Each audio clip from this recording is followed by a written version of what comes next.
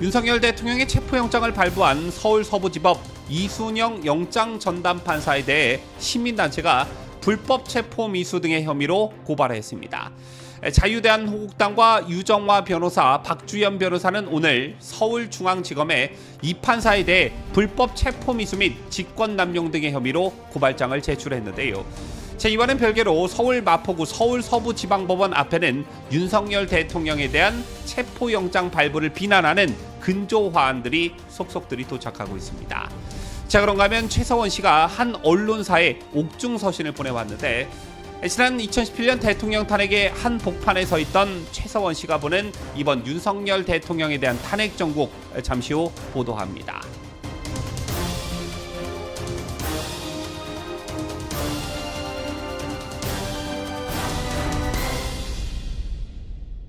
시청자 여러분 안녕하십니까? 뉴스데일리 베스트 미네커입니다. 과거와 요즘이 확실히 다르다는 것을 실감하는 요즘입니다.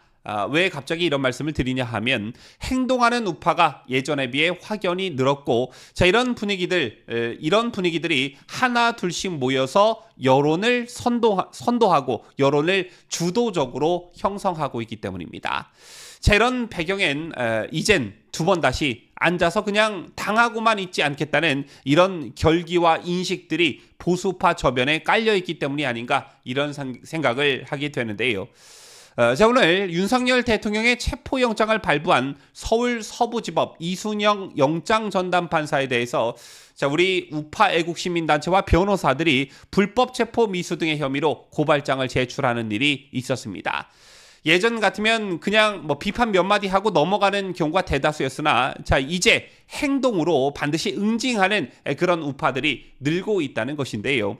오상종 단장이 이끌고 있는 자유대한민국당과 유정화 변호사, 그리고 박주연 변호사는 오늘 서울중앙지검에 이 판사에 대해서 불법 체포 미수 및 직권남용 등의 혐의로 고발장을 제출했습니다.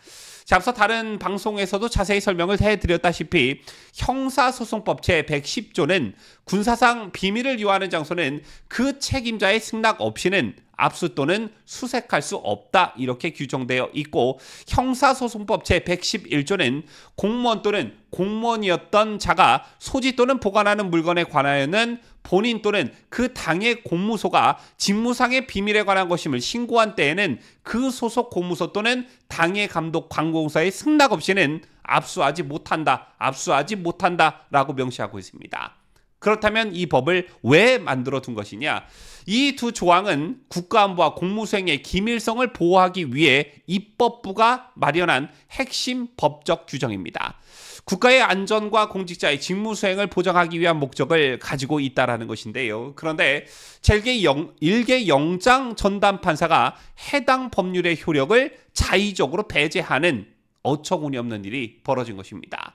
따라서 이는 헌법이 보장하는 법률의 우위와 형사소송법의 명시적 규정을 정면으로 위반한 것으로 법치주의를 심각하게 훼손하는 행위라는 게 이순영 판사를 고발한 사유이고, 더 구체적으로는 이 같은 해당 판사의 행위는 직권을 남용하여 공수처로 하여금 대통령을 체포하도록 한 것으로 직권남용죄 및 불법 체포 미수죄에 해당한다는 것이 자유대한민국당과 유정화 변호사, 그리고 박주연 변호사의 설명이었습니다. 그런가 하면 지금 제 옆에 있는 사진에서 보시다시피 서울 마포구 서울 서부지방법원 앞에는 윤석열 대통령에 대한 체포영장 발부를 비난하는 근조화환들이 속속 도착하고 있습니다. 이런 장면들 역시 과거에는 보기 어려웠던 모습들인데, 앞서도 말씀드렸다시피 행동하는 우파들이 예전에 비해 기하급수적으로 늘었다. 그냥 지켜보고 있지만은 않겠다. 어떤 형태로든 우리가 가진 생각과 불만, 그리고 의사표시를 분명히 하겠다는 의지가 정말 여러 군데서 감지되고 있다는 것입니다. 이런 것들 하나하나가 윤석열 대통령에 대한 탄핵 심판을 하는 헌법재판소 재판관들에게 압박으로 작용할 수 있다는 점에서 매우 고무적인 일이다, 저는 이렇게 생각합니다. 그리고 다른 또 하나의 소식을 전해드리자면, 박근혜 대통령 탄핵 당시 비선 실세로 지목되며 형사재판을 받고 수감된 최서원 씨가 탄핵의 시간이 다시 돌아오다니 믿기지 않는 현실이라는 취지의 옥중서신을 한 언론사에 보내왔습니다. 스카이데일리의 단독 보도였는데요. 좀 새겨들을 부분이 있어서 여러분들께 전달해 드리고자 합니다. 자, 우선 최서원 씨는 가짜뉴스와 선동 허위 보도로 물들었던 당시의 일들이 떠오른다며 통렬한 감정을 가감없이 드러냈습니다. 최서원 씨는 지금에 와서 허위로 드러난 청와대 무당굿설과 JTBC 태블릿 PC 보도를 당시 많은 국민은 확인조차 하지 않고 믿어버리고 촛불 들고 선동했다며 여성 대통령을 탄핵하고 상처내며 몰아내는 데는 강력한 힘을 발휘했어도 이제 와서 드러난 거짓들에 대해서는 촛불을 든 이들도 정치권도 두려움에 침묵하고 있다라고 했습니다.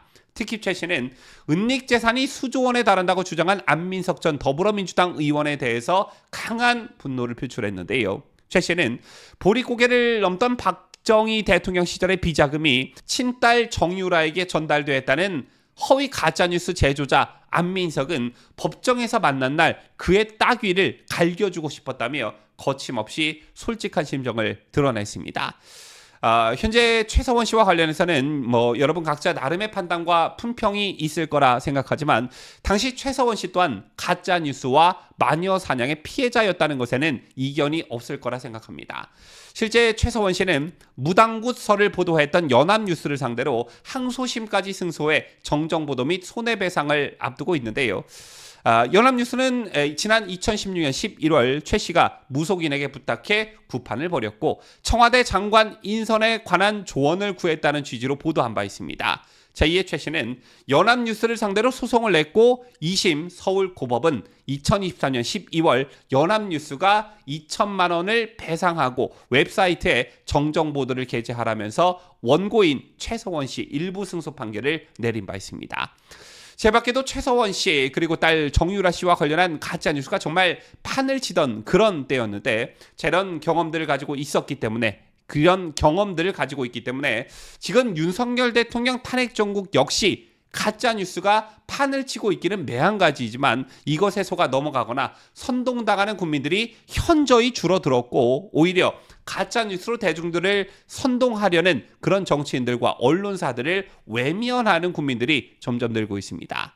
그런가 하면 최서원 씨는 옥중서신에서 한동훈에게도 일침을 가했는데요. 최 씨는 한동훈 씨가 어떻게 자신을 체포하라는 말을 들었는지는 알 수는 없지만 스파이라도 정권에 있다는 것인가라며 어떻게 그런 사실을 알게 돼 흥분하고 대표라는 사람이 언론에 이야기했는지 의문스럽고 상상이 가지 않는다라고 탄식했습니다. 그러면서 최서원 씨는 이제는 가짜뉴스와 선동정치, 분열된 여론에 의해 조급하게 탄핵 결론이 이루어지는 것은 바람직하지 않다며 나도 수감된 지 10년의 세월이 다 되어가고 모든 책임을 나에게 돌리는 원망스러운 현실을 증오하지만 8년 전 탄핵을 겪은 모두가 악몽을 꾸지 않으려면 이성과 기다림이 필요하다면서 국민과 미래 세대를 위해 고통과 아픔 속에서 이 글을 쓴다라고 심경을 밝히며 서신을 마쳤습니다. 이제는 가짜뉴스와 선동정치, 분열된 여론에 의해 조급하게 탄핵 결론이 내려져서는 안 된다. 이성과 기다림이 필요하다라는 말이 참 마음에 와닿는데요. 이번 대통령 탄핵을 통해 가짜뉴스와 선동정치가 더 이상 먹혀들지 않는다는 게 증명이 됐으면 좋겠다. 어떤 측면에서는 이것에 대한 실현이 반국가 세력을 몰아내는데 큰 발판이 되지 않을까 이런 생각을 하면서 뉴스를 마치도록 하겠습니다. 지금까지 저는 자유대한민국을 소화하는 뉴스데일리 베스트 민앵커였습니다.